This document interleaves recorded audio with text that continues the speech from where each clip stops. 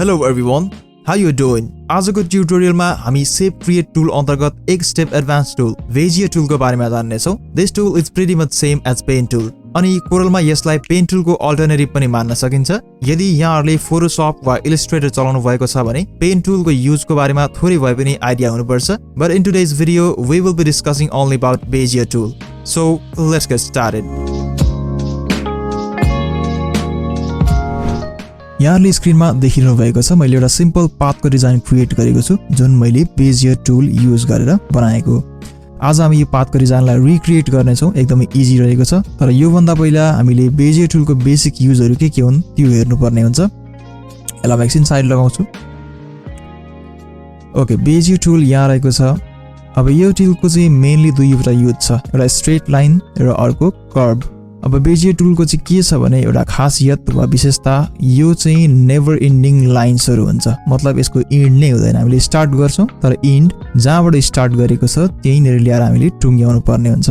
जस्तै मैले यो पोइन्टबाट सुरु गरेर यो पोइन्टमा लाइन वा कुनै पनि कर्व एन्ड गर्छु भन्न बेजियर टुलको साथमा चाहिँ सकिदैन। जस्तै मैले यो पोइन्टबाट सुरु गरे र मैले घुमाएर वा कुनै पनि शेपहरु क्रिएट गरेर अन्तिममा त्यही पोइन्टमा ल्याएर त्यो लाइन टुङ्ग्याउनु पर्ने हुन्छ। ओके, बेजियर टुलको चाहिँ मेन विशेषता त्यो रहेको छ। फर्स्टमा यहाँ क्लिक गर्छु, मैले एउटा स्ट्रेट लाइन लिए।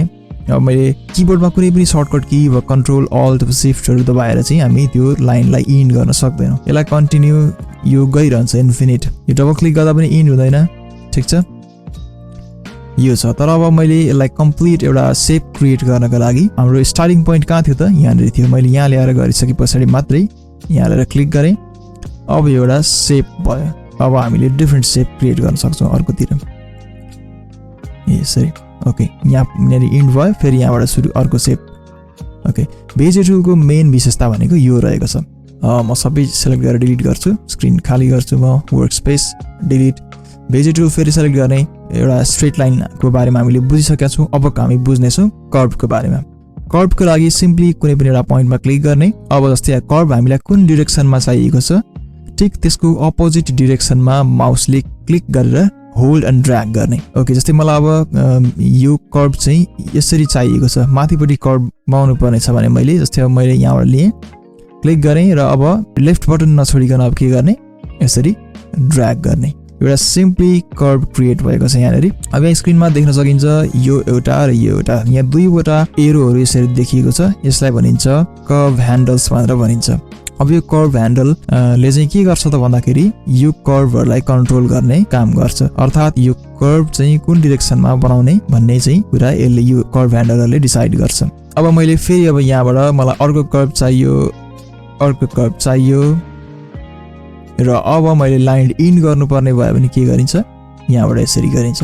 अब यो के कारणले यस्तो भयो त यो मिलेन यहाँनेरि भन्दाखेरि कर्व ह्यान्डल मैले मिलाउनु पर्छ अनि मात्रै यो कुरा मिल्छ। यो एउटा मिस्टेक हो। यो मिस्टेक मिलाउनको लागि मैले कर्व ह्यान्डल चलाउनु पर्ने हुन्छ। अब यसरी एउटा कम्प्लिट एउटा शेप क्रिएट भएको छ। अब यो कर्व ह्यान्डललाई चाहिँ मजाले बुझ्नका लागि यो पाथलाई म रिक्रिएट गर्छु। हामी सँगसँगै गरौँ यसलाई। फर्स्ट नोड वा नज जे भने पनि हुन्छ। फर्स्ट कर्व लिए मैले यसरी अपोजिट साइडतिर माउसलाई ड्र्याग गर्ने क्लिक गरेर माउस नछोडिकन, मतलब लेफ्ट बटन नछोडिकन। Second curve, third curve. Okay, अब यहाँनिर के छ यहाँबाट एउटा शार्प बेन्ड भएर यो लाइन भित्रतिर गएको छ। ओके, यसको लागि के गर्ने हामीले एउटा कर्व ह्यान्डललाई ब्रेक गर्नुपर्ने हुन्छ।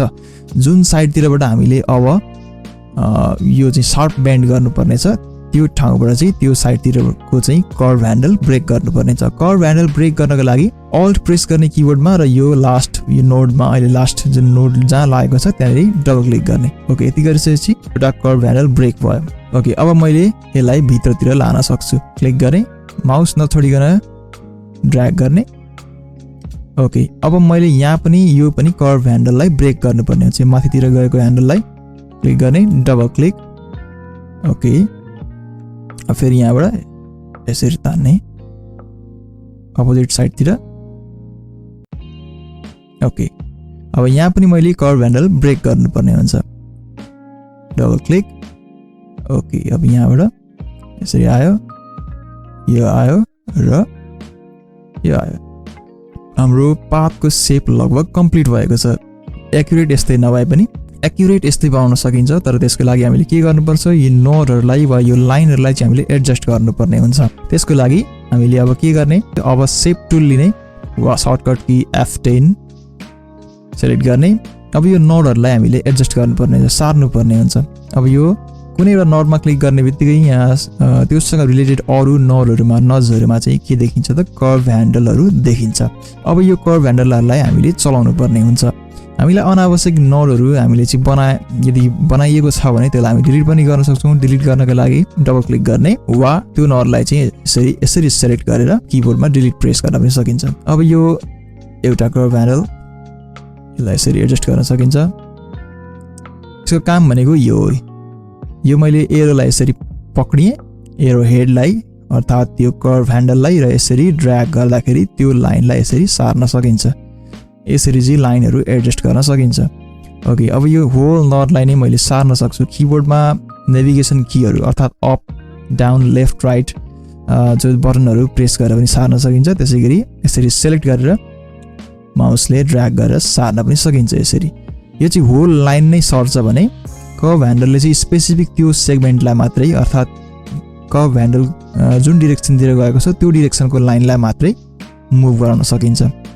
नोडले चाहिँ पुरै लाइनलाई मुभ गराउन सकियो। यसरी कर्भ ह्यान्डलले चाहिँ स्पेसिफिक त्यो पोइन्टदेखि फर्दर लाइनलाई मात्रै म्यानेज गर्न वा मुभ गर्न सकिन्छ। नोड चाहिँ मुभ हुँदैन त्यो अवस्थामा। ओके, ल यो छ। अब यसलाई फेरि यसरी यसलाई पनि एडजस्ट गर्ने। ओके, लगभग अब यो जस्तै डिजाइन क्रिएट भइसकेको छ। ठिक छ, अब त्यस पछाडि सेप टुल लिने एन्ड देन यो रेडी भयो। अब यसलाई कलर फिल गर्नको लागि सिम्पली कलर लिने।